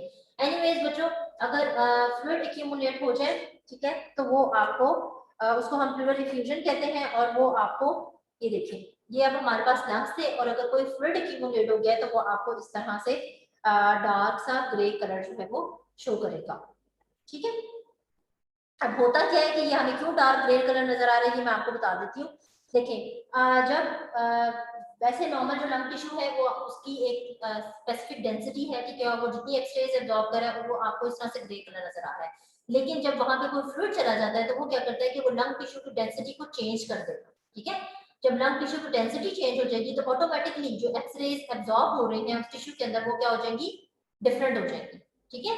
मैंने काफी बच्चों से एक्सरे अटेन्युएशन पूछा था ओरल टेस्ट में, तो आप लोगों को आइडिया नहीं हो रहा था कि एक्सरे अटेन्युएशन क्या होती है। तो एक्सरे अटेन्युएशन बच्चों यही होती है कि मैंने आपको बताया था कि हर टिश्यू अपनी कॉम्पोजिशन अपनी डेंसिटी के मुताबिक एक्सरेज को एब्जॉर्ब करता है और उनको रिफ्लेक्ट करता है, ठीक है। तो इसी तरह से लंग टिश्यू के अंदर कोई अगर जो भी आके एयर ट्रैप हो रही है, फ्लूइड ट्रैप हो रहा है, वो जाके लंग टिश्यू की डेंसिटी को डिफरेंट कर रहा है, ठीक है। उस डेंसिटी के डिफरेंट होने की वजह से जो एक्सरेज की एब्जॉर्प्शन है वो भी डिफरेंट हो रही है, और आपको कलर जो है वो क्या हो रहा है, डिफरेंट नजर आ रहा है, ठीक है। तो ये दो कंडीशंस प्लूरल इफ्यूजन की और जो हमारे पास है प्लूरल इफ्यूजन और न्यूमोथोरैक्स, ठीक है। ये अब आपने दोनों कंडीशन जो है वो याद रखनी है, अगर सिनेरियो बेस्ड एग्जाम हो तो उसमें ये आपसे पूछी जा सकती है, ठीक है बच्चों। So this is all about this lecture. आपने इसमें अभी रेफर्ड इमेज के साथ सारा याद करें, ठीक है, चेस्ट और एब्डोमेन सीटी को, ठीक है। चेस्ट में तो वैसे मैंने थोड़ा सा ऐड किया था, आपके लिए कॉम्प्लिकेटेड हो जाना था, बट जो एब्डोमेन सीटी है, ठीक है, उसमें मेजर्स जो है लंग है, स्प्लीन है, लिवर है, ठीक है, एओर्टा है, इंफीरियर वेना केवा है, वेन्स है, राइट एंड लेफ्ट किडनी है, ठीक है। ये सारे आपको एटलीस्ट जो है वो एब्डोमेन सीटी के ऊपर इनको जो है वो स्पॉट करना या लेबल करना आना चाहिए, ठीक है बच्चों। Okay ma'am. आपका कोई क्वेश्चन है तो पूछ लें।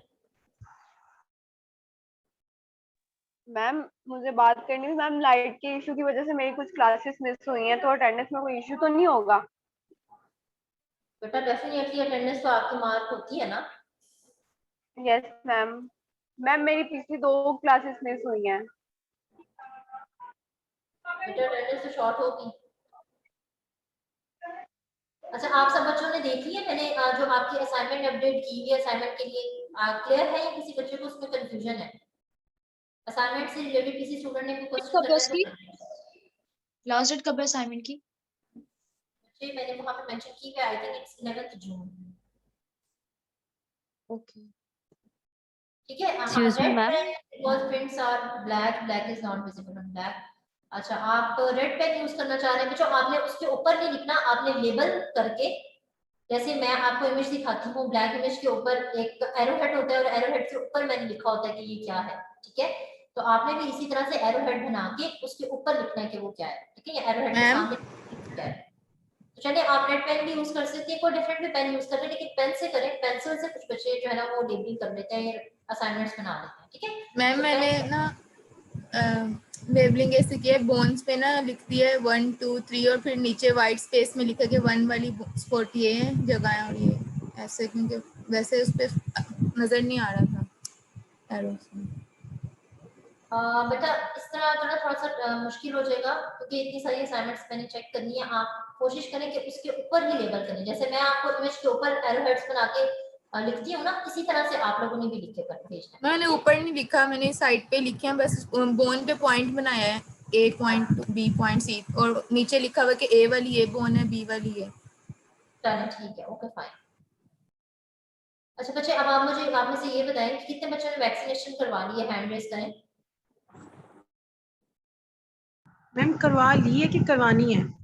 करवा ली है, दे हैव डन। करवा लिया मैडम। मैम आज जाना है करवाने। क्या रहा उनका आगे से मैसेज वो का आएगा रिप्लाई आ गया, आज तो जाना है मैम। ओके बेटा, अब अगर आपकी यूनिवर्सिटी ओपन हो रही है तो अगर आपकी वैक्सीनेशन नहीं होगी तो फिर तो आप ऑन कैंपस नहीं आ सकते हैं। मैम आज जा रहे हैं बस करवाने हैं, वो मैसेज आ गया उनका, तो इधर पता चला कि एक्सपो सेंटर में लगा रहे हैं, तो इधर जाएंगे लगवाने। अच्छा बच्चों, मुझे ये बताएं कि अगर हम इसको ऑनलाइन रखें तो आपको मुश्किल होगी? No ma'am. No ma'am, online सही है। कुछ क्लासेस बल्कि मैम हाइब्रिड होगा तो फिर मुश्किल होती है।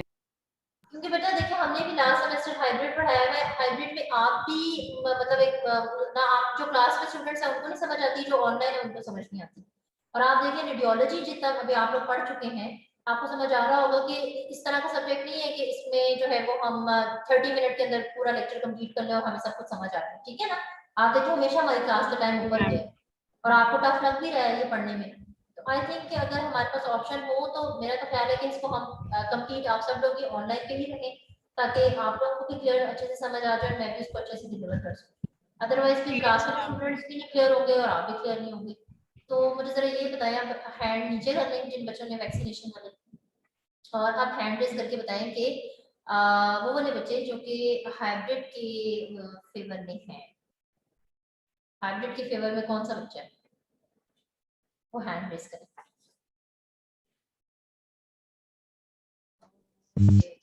कौन सी फिजिकल कर दें बेशक।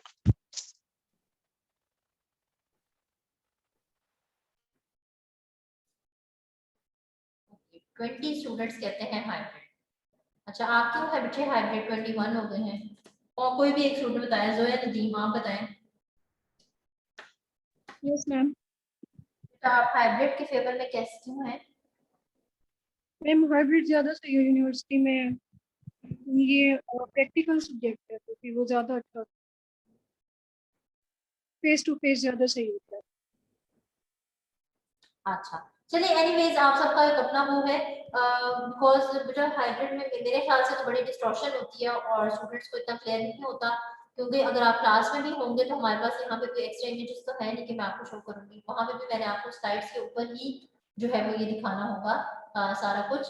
बट एनीवेज आप सब लोग अपनी वैक्सीनेशन करवा लें, ठीक है, बिकॉज अगर वैक्सीनेशन नहीं होगी तो फिर आप ऑन कैंपस नहीं आ सकेंगे। और ये इवन नॉर्मली जो भी पॉलिसी है दैट इज क्वाइट टफ, तो मैं आपको फिर मेल कर दूंगी, ठीक है, उसके अकॉर्डिंगली हम देख लेंगे कि अगर जो भी इवन स्टूडेंट्स ने आना है और ऑड स्टूडेंट्स ने आना है, जो भी मेल आई हुई आपने देखा होगा, तो जो भी डिवीजन होगी फिर मैं आपको मेल कर दूंगी, तो उसको फिर आपको फॉलो कर लीजिए। मैम ठीक है तो फिर जब तक वैक्सीनेशन नहीं होती है, मैसेज तो कर दिया हुआ है बट उनका आया हुआ है कि आपको जल्दी बता देंगे, बट अभी कोड नहीं आया। तो इन केस कि अगर हम मेरा तो इवन है, तो अगर मेरा इवन में होगा तो फिर मैं ऑनलाइन ही लूंगी अगर वैक्सीनेशन नहीं होगी तो। जी बेटा देखिए वैक्सीनेशन इज मैंडेटरी, ठीक है, without vaccination you are unable to come on the campus, ठीक है ना, वैक्सीनेशन तो मैंडेटरी है। मैम फर्स्ट डोज के बाद भी आ सकते हैं। मैम ऐसे करें ना, जैसे जिन बच्चों ने मैम आना हो तो वो आ जाए, बाकी ऑनलाइन ले लें यहाँ पे क्लासेस, जैसे लास्ट सेमेस्टर में हुआ था। बेटा वो तो बिल्कुल ठीक है, लेकिन मैं सिर्फ ये चाह रही थी कि अगर हम एक यूनिटी या कोलैबोरेशन के साथ चलें कि या तो हम ऑनलाइन रख लें या फिर हम इसको जो है वो मतलब आप लोग मैम ये यस सब्जेक्ट है मैम, तो ये मैम ऑनलाइन अगर समझ हम आ रहा है। हाइब्रिड यस जाते मैम, हैं ऐसे ना ज्यादा तो बच्चे फिर ऑनलाइन मैम चाह रहे हैं तो आप हमारा ऑनलाइन टाइम इतना वेस्ट हो जाता है, क्योंकि उस टाइम ऑनलाइन को भी डील करना होता है साथ साथ, तो वहाँ पे फिजिकल बैठे होते हैं बच्चे, वहाँ पे भी डील करना पड़ता है और वो बहुत ज्यादा कंफ्यूजिंग सिचुएशन होती है। हाँ जी बच्चे मैं तो बिल्कुल आपके ही उसमें कह रही हूँ, क्योंकि फिर इस तरह होता है ना कि एक आपकी क्लास ऑन कैंपस होती है, एक आपकी ऑनलाइन होती है, फिर आपको थोड़ा सा वो काफी स्टूडेंट्स को लास्ट टाइम इश्यूज आ रहे थे इस तरह के ना, कि कोई ऑनलाइन आधी क्लासेस हो रही है, आधी ऑन कैंपस हो रही है, आधी क्या हो रहा है, तो वो आप ही घूमे रहते हैं फिर, ठीक है, तो वो समझ कम आती है और वो और ऑनलाइन और कैंपस में आप ज्यादा घूमते रहते हैं। सो एनीवेज फिर हम जो है वो मैम जैसे अब मैम बात सुने, मैम जैसे अब मुझे टाइफाइड है तो मैं वैक्सीन लगवा ही नहीं सकती, तो यूनिवर्सिटी में तो फिर एंटर ही नहीं हो सकते, तो क्या मतलब ऑनलाइन फिर लें क्लासेस? जी बेटा, अगर आपने देखिए बेटा एक बात मैंने भी क्लियर की है, अगर आपने वैक्सीनेशन नहीं लगाई हुई तो आप ऑन कैंपस नहीं आ सकते, ठीक है। यस मैम, डॉक्टर ने मना किया यूनिवर्सिटी में एंटर होने के लिए आपको वैक्सीनेटेड होना जरूरी है, ठीक है। एक ही बात बोली जा रहे हैं, आपने वैक्सीन होनी, वैक्सीन करें। आप क्यों नहीं वैक्सीन लगवा सकती बेटा? मैम मुझे डॉक्टर ने मना किया क्योंकि टाइफाइड है ना, तो उसमें वैक्सीन नहीं लगवा सकते। आपको टाइफाइड है? जी मैम। चलिए बेटा अभी आपके पास ऑप्शन है ना ऑनलाइन वाला, तो आप ऑनलाइन वाला ऑप्शन अवेल कर लें। मैम मिड्स कब होंगे फिर, और वो ऑन कैंपस होंगे? बच्चे अभी ये आपको इंस्ट्रक्शंस आएंगी, जो आपका एकेडमिक कैलेंडर है उसके अकॉर्डिंगली, तो आई थिंक कि आपका मिड ऑफ जून था, जिसमें आपका था मिड ऑफ जून 16-17 ये वाली डेट थी, जो हमारा एकेडमिक कैलेंडर शेयर हुआ होगा ना आपके साथ, एकेडमिक कैलेंडर शेयर हुआ होगा। इसलिए मैं आपसे बार बार कह रही हूँ कि अपनी प्रिपरेशन स्टार्ट कर। देखिए बेटा, जो वैक्सीनेशन नहीं लगवा सक रहे हैं फॉर सम रीजंस, ये जिनका कोई वैलिड रीजन है, अभी आपके पास ऑप्शन है कि आप इसको ऑनलाइन कराएं, ठीक है। बट मेक श्योर, इसको आप माइंड में रखें कि अगर आपने यूनिवर्सिटी आना है तो यूनिवर्सिटी एंटर होने के लिए, यूनिवर्सिटी आने के लिए, यूनिवर्सिटी क्लासेस लेने के लिए आपको वैक्सीनेटेड होना जरूरी है, ठीक है। अगर वैक्सीनेशन नहीं होगी, आप अपना जो भी सर्टिफिकेट की सबमिशन नहीं करवाएंगे तो आप यहाँ पे क्लासेस नहीं ले सकोगे, ठीक है। हम सब भी जो यूनिवर्सिटी आ रहे हैं, we all are vaccinated. Ma'am आप लोग फर्स्ट डोज के बाद ही आ रहे हैं, लाइक फर्स्ट डोज के बाद आ सकते हैं ना? अच्छा, हम तो चूंकि क्लासेस भी यहीं से ले रहे थे तो हमारी तो सेकंड डोसेस भी कंप्लीट हो चुकी है। वो अगर आप नहीं मैम, बिकॉज अगर हम सेकंड डोज का वेट करेंगे तो दैट इज ड्यूरेशन वो 21 to 28 डेज की होती है, तो मतलब उसके बाद फिर मैम तो फिर मिड्स तो हमारे घर में हो जाएंगे। स्टूडेंट्स जा रहे हैं। आप एटलीस्ट चले बेटा एक डोज तो लगवाए ना। आप ये तो करेंगे पहले हमने वैक्सीनेशन, आप सिंगल डोज लगवा के अपना सर्टिफिकेट शेयर करके देखेंगे वो क्या कहते हैं, बिकॉज़ इंस्ट्रक्शंस यस में मैम, बस सब clear कोड नहीं आ जाए है। तो फिर हाँ, क्योंकि देखिए वही इसको बात है, read आप सही कह रही हैं, डेफिनेट मिनिमम जो है ना वो 21-28 डेज का ही गैप है। जो साइनोवैक है, साइनोफार्म में जितनी भी लगनी है, उसमें 21-28 डेज इतना यस ही मैक्स साइनोवैक का 28 डेज का ड्यूरेशन है। और जो एक सिंगल डोज वाली हमारे पास अभी है भी नहीं यहाँ पे, तो आप एटलीस्ट एक डोज तो लगवाएं। और उसका अब तक हमें, अगर आप एक्सपो से लगवाते हो ना बच्चों, तो आपको कार्ड्स मिलते हैं वहां से एक्सपो से। उस कार्ड के ऊपर आपका पूरा डाटा लिखा होता है कि आपने वैक्सीनेशन की किस दिन की है, कौन सी डोज ज्यादा बेस्ट लगवाने के लिए कौन सी लगवाएं? बच्चों अभी तो आप जो आपको मिल रही है वो आप लगवा लें, ठीक है। साइनोवैक साइनोफार्म दोनों ही अच्छी है, एस्ट्राजेनेका भी अच्छी है, क्योंकि देखिए बच्चों ये ट्रायल है, ये रिसर्च चल रही है और ये ट्रायल है। मेरे अकॉर्डिंगली फाइजर सबसे अच्छी है, लेकिन फाइजर यहाँ पे अब आई थिंक अब आई है, पहले तो नहीं। यस मैम, अभी इसकी शिपमेंट आई है फर्स्ट, लेकिन ये उनको लगाएंगे जो अब्रोड स्टडी के लिए जाएंगे, या फिर जिन्होंने हज पे जाना है, मींस फर्स्ट प्रायोरिटी पे उनको लगनी है अभी, मींस जो हम जैसे सिटीजन है उनके लिए नहीं आई है। हाँ, वही मैं कह रही हूँ ना कि फाइजर अभी आई है, वो भी आई थिंक कि सिर्फ जो है ना ये हमारे प्राइवेट कुछ हॉस्पिटल्स है जहाँ पे ये प्रेजेंट है, और वो अगर चार्जेस लगा रहे हैं और उसके लिए भी कुछ क्राइटेरियाज उन्होंने सेट किए हैं। तो एनीवेज बच्चों, अभी आप एक्सपो से ही लगवा लें, और क्योंकि अब आपने अगर यूनिवर्सिटी आना है और ये सब जो है वो आपका स्टार्ट हो रहा है ओपनिंग, तो ट्रायल है, ठीक है। हमने भी लगवा लिया, आप भी लगवा लें, ठीक है, अनस्टूना पढ़ के। तो लेकिन मैम हम सबको चाहिए कि साइनोवैक ही लगवाएं, बिकॉज एस्ट्राजेनेका जो है ना उसके बहुत ज्यादा साइड इफेक्ट है, और उसमें जो है ना एक तो पेन और मतलब हेडेक और साथ में फीवर भी होता है, तो साइनोवैक उससे ज्यादा बेहतर है। बेटा मैंने तो खुद साइनोवैक ही लगाई है और अल्लाह का शुक्र है कि मुझे दोनों डोजेस में यस मैम, मेरे पेरेंट्स ने भी वही लगवाई है, लेकिन जिन्होंने एस्ट्राजेनेका लगवाई है ना, क्योंकि फर्स्ट जो एक्सपो में आई, जब शुरू में आई तो वही आई थी, ये तो अब चाइना से जब आई है तो साइनोवैक आई है ना, तो इसके साइड इफेक्ट नहीं है बट उसके हैं। पता है क्या होता है, देखिए बेटा, जैसे कोविड ने डिफरेंटली इफेक्ट किया है कुछ लोगों को, कुछ जो है उनको कोविड जो है वो डिटेक्ट हुआ था, पॉजिटिव थे, बट स्टिल देवर मतलब उनको कोई सिम्टम्स नहीं आ रहे थे और वो नॉर्मल थे। कुछ को सिम्टम्स आए हैं तो बहुत लाइट से सिम्टम्स हुए हैं, कुछ को बहुत बड़े सिम्टम्स हुए हैं। तो इस तरह से जो वैक्सीनेशन है ना, सब सेम उसने भी यही पैटर्न फॉलो किया। कुछ को जो है वो हेडेक और बॉडी पेन्स और ये सारे सिम्टम्स आए हैं, कुछ को जो है वो बिल्कुल कुछ फील ही नहीं हुआ। तो ये ना अभी क्योंकि ट्रायल है तो हम कुछ नहीं कह सकते कि ये वाली इस तरह, ये वाली इस तरह, या ये वाली इस तरह। बट मैं आप लोगों की अगर आप चूज करना चाह रहे हैं तो साइनोवैक लगवा लें एक्सपो से, और आई थिंक अभी वहां पे लग भी रही है।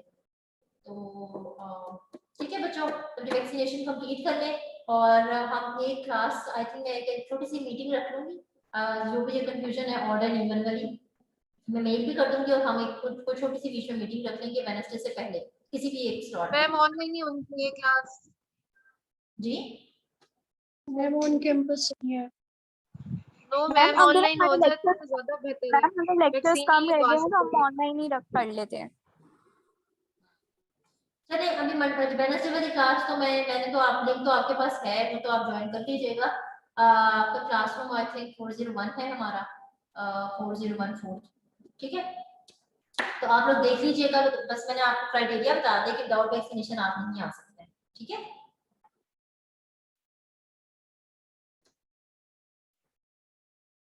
असाइनमेंट से रिलेटिव किसी बच्चे ने पूछा हुआ है, आई डोंट नो क्लास में है कि नहीं। बेटा आपको मैंने बताया था 5 एक्सरेज आपने लेने हैं, गूगल पे जाएं, ठीक है, एक्सरे इमेज लिखें, shoulder x-ray for example, normal shoulder x-ray का लिखिए। आपने हर जितने भी मुझे 5 एक्सरे इमेजेस भेजने हैं वो नॉर्मल एक्सरे इमेजेस हैं, ठीक है।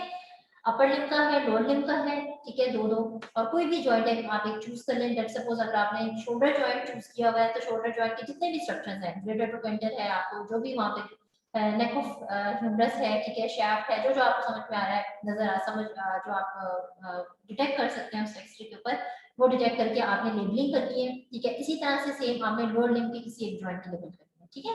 ये 2 एक्सरे इमेज हो गए।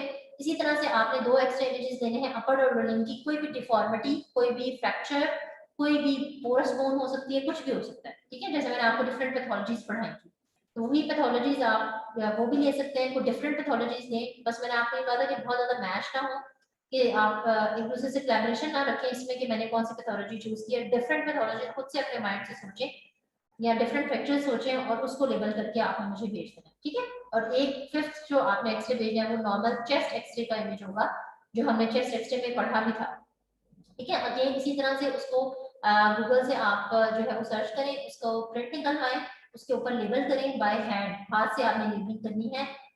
जैसे मेरी लेबलिंग होती है कंप्यूटर के ऊपर या जो है वो माइक्रोसॉफ्ट वाली लेबलिंग, वो आपने नहीं करनी, ठीक है। बाय हैंड लेबलिंग करनी है, ये आप सब लोग नोट कर लें। अगर बाय हैंड लेबलिंग नहीं होगी तो वो कंसीडर नहीं होगा, ठीक है। बाय हैंड लेबलिंग करके उसको स्कैन करके मुझे सेंड कर दें। वैसे तो अब हमारा वैसे ऑन कैंपस ना भी हो तो एनीवेज आप लोग एलएमएस के ऊपर इसकी सबमिशन करवा दीजिएगा, ठीक है, स्कैन कॉपीज। मतलब मैम ये वाली क्लास हमारी ऑनलाइन होगी जी?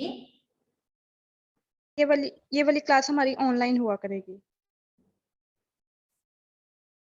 बेटा देखिए अभी कंप्लीटली ऑन कैंपस और कंप्लीटली ऑनलाइन तो नहीं ना, हाइब्रिड है, ठीक है। तो आप लोग देख लें, हम एक मैंने अभी कहा है कि लेक्चर रख लेंगे, उसमें हम डिस्कस कर लेंगे। इवन नॉट वाली जो भी पॉलिसी है वो मैं आपके साथ शेयर कर दूंगी, ठीक है।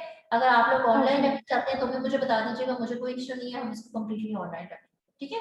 मैम तो हम ऑनलाइन रखते आपकी म्यूचुअल कॉपरेशन पे है, जिस तरह से आप कहेंगे उसी तरह से हम इसको चलेंगे, ठीक है। यस मैम ऑनलाइन ठीक है। अच्छा बेटा, आपको कौन सा लेक्चर, अगर एलएमएस पे कोई लेक्चर नहीं मिल रहा तो आप ड्राइव देख लें, ठीक है। ड्राइव पे भी मैंने आपको शेयर किए हैं, और अगर वहां भी नहीं मिलता फिर मुझे मेल कर दें, मैं उसको चेक कर लेती हूँ, ठीक है। ये जिस भी स्टूडेंट ने मुझे जो है मैसेज किया हुआ है हिना ने। ओके बच्चों, क्लास में मैं कर देती हूँ, और इंशाल्लाह वेडनेसडे से हमारा नेक्स्ट जो है जो भी लेक्चर होगा वो हम स्टार्ट करेंगे। ओके बच्चों, टेक केयर एंड अल्लाह हाफिज़।